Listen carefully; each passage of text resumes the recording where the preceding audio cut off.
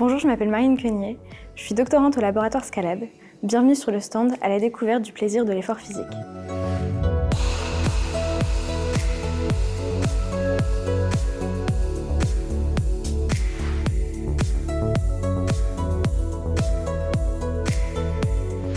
De nos jours, on demande de plus en plus aux jeunes ou même à tout le monde dans la population de s'engager dans un effort physique. Le problème, c'est comment faire en sorte de prendre du plaisir dans un effort qui peut parfois être compliqué pour nous. L'intérêt du coup de notre recherche, c'est vraiment de voir comment on pourrait utiliser l'environnement sensoriel pour avoir ce plaisir de l'effort physique. Dans la société, la musique est largement utilisée pour m'aider et m'accompagner dans le sport. On peut le voir avec le nombre de personnes qui courent avec un casque sur les oreilles ou bien même au fait que dans les salles de sport, il y a de la musique qui est diffusée. Au niveau scientifique, il y a aussi pas mal d'études qui montrent que du coup la musique va influencer notre corps, notre humeur pendant l'effort. Elle a tendance à améliorer mon plaisir de l'effort et diminuer ma sensation de fatigue.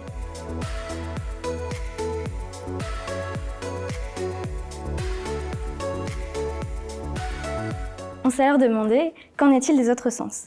Est-ce qu'il est possible d'utiliser une odeur comme on utilise de la musique pour avoir ce plaisir de l'effort physique ? Malheureusement, à ce jour, il y a très peu d'études sur l'effet des odeurs, sur l'effort physique et même sur le quotidien. L'intérêt au laboratoire, c'est d'utiliser ces différents stimuli olfactifs pour voir l'effet qu'ils peuvent avoir sur mon cerveau, sur mon corps et sur mon humeur pendant un effort physique. Notre première idée, c'était d'utiliser des odeurs qui étaient agréables pour que justement le participant se sente bien et ait du plaisir à faire un effort physique. Le problème, c'est qu'il peut se sentir tellement bien qu'au final, il se relaxe et il n'y a pas cette notion de performance.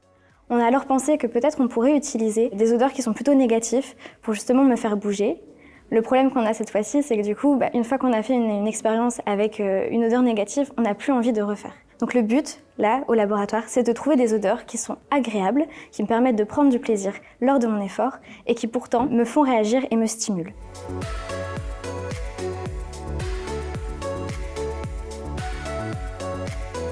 Au laboratoire, notre intérêt est alors de trouver et d'utiliser des odeurs qui sont à la fois agréables et qui permettent d'avoir du plaisir dans l'effort, et à la fois qui me font réagir, qui me stimulent et qui me donnent de l'énergie. On peut aussi utiliser des méthodes un petit peu plus subjectives, comme les questionnaires. L'un d'entre eux, c'est l'affect grid. Cette grille me permet de caractériser comment je me sens à un moment donné. Est-ce que ce que je ressens, c'est plutôt agréable, donc valence positive, ou désagréable, valence négative. Est-ce que ce que je ressens, ça m'active? Est-ce que ça me donne de l'énergie, donc arousal haut, ou au contraire, ça me relaxe, ça me détend, arousal bas.